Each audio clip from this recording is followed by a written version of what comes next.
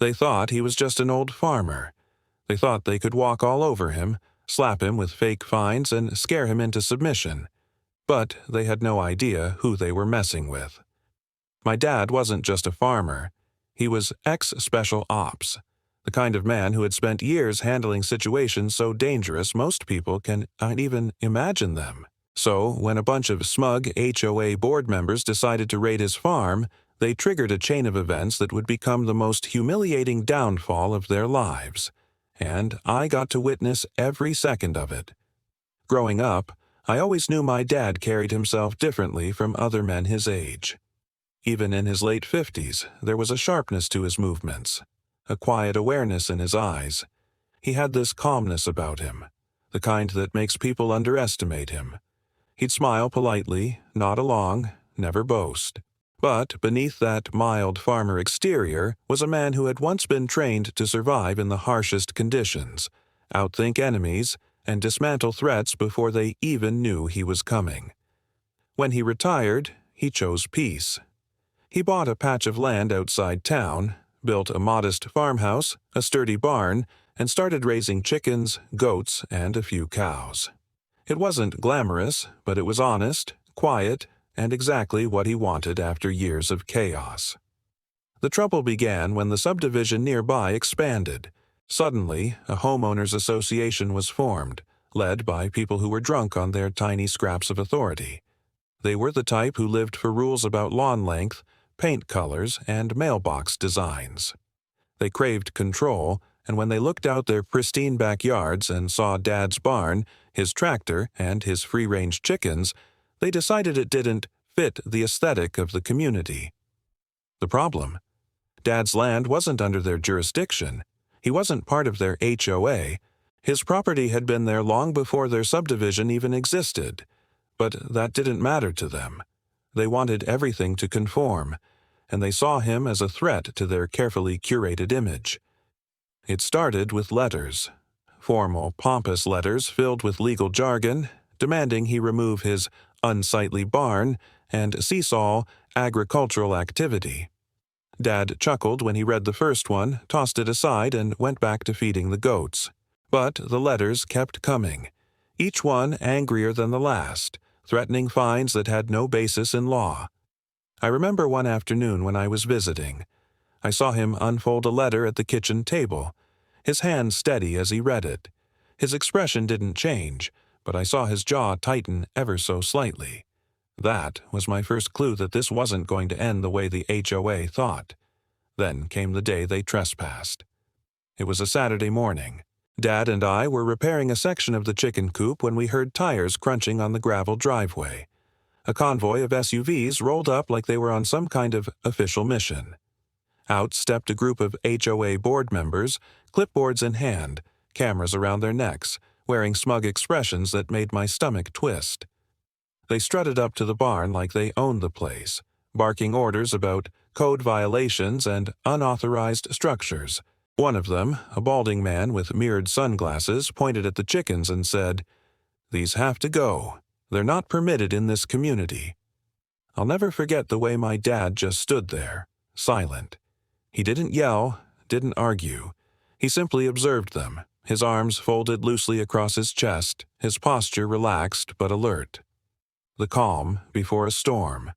His silence seemed to unnerve them, but they kept pushing, snapping photos of the barn, muttering about evidence. Finally, one of them tried to walk into the house without permission. That's when Dad's voice cut through the air, low, steady, and firm. "You've got 5 seconds to get off my property." The man froze mid-step. There was something in Dad's tone, something unshakable that made even the cockiest of them hesitate. They mumbled a few threats about legal action, then retreated to their SUVs. As we watched them drive away, I saw something flicker in Dad's eyes. It wasn't anger exactly. It was focus. A decision had been made. That night, I saw him pull out equipment I didn't even know he still had. Trail cameras, motion sensors, even a set of night vision binoculars. He moved with quiet precision, setting everything up around the property. He wasn't just protecting his farm. He was preparing for war. Over the next week, he documented everything. Every time an HOA member stepped onto his land without permission, he had it on camera. Every threatening letter, every voicemail, he saved meticulously. But Dad wasn't just gathering evidence. He was investigating. Late at night, I'd hear him on the phone, speaking in that clipped, efficient way he used when things were serious. He dug into public records, researched the HOA's bylaws, and even pulled up financial disclosures. That's when he discovered something explosive. The HOA president, the same balding man with the sunglasses, had been misusing funds. Thousands of dollars, supposedly for community improvements, had vanished into vague, administrative costs. While Dad built his case, the HOA kept escalating. One afternoon, they showed up again, this time with a larger group. They marched onto the property with ladders, claiming they were there to inspect the barn roof. Dad let them. He stood quietly at the edge of the yard, camera in hand, recording every second. When one of them hammered a notice onto the side of the barn, Dad smiled faintly, like a hunter who knows the prey just stepped into the trap. The turning point came 2 weeks later. The HOA scheduled another inspection, but this time Dad was ready. He had contacted the sheriff's department, provided them with every piece of evidence: the trespassing, the harassment, the fraudulent financials. When the HOA arrived with their clipboards and cameras, they were met not just by Dad, but by 2 deputies waiting at the edge of the driveway. The smug expressions melted off their faces as the deputies informed them they were trespassing and were now under investigation for harassment and financial misconduct. The look on the HOA president's face was priceless, like he had just realized the mouse he'd been toying with was actually a lion. Word spread quickly. Homeowners who had once feared the board's authority started speaking up, emboldened by Dad's stand. The financial scandal blew wide open. The president was forced to resign in disgrace, facing legal consequences for embezzlement. Several board members stepped down, humiliated. The HOA was fined heavily, and their reputation shattered. And Dad? He went back to his farm, as calm and steady as ever.